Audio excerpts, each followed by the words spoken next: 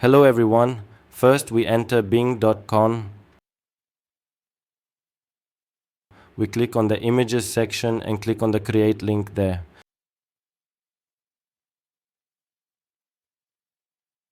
We log in with our Microsoft account.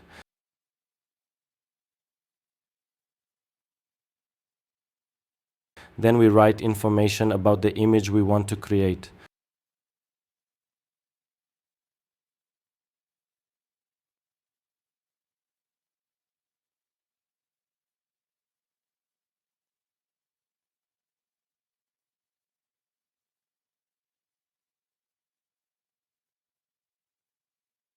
We are waiting for our image to be produced.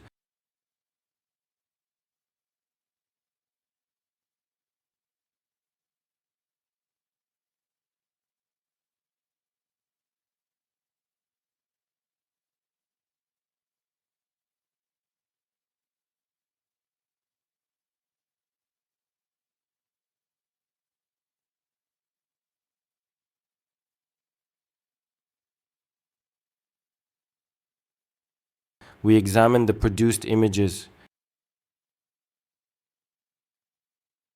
If you want, you can download it by clicking on the image.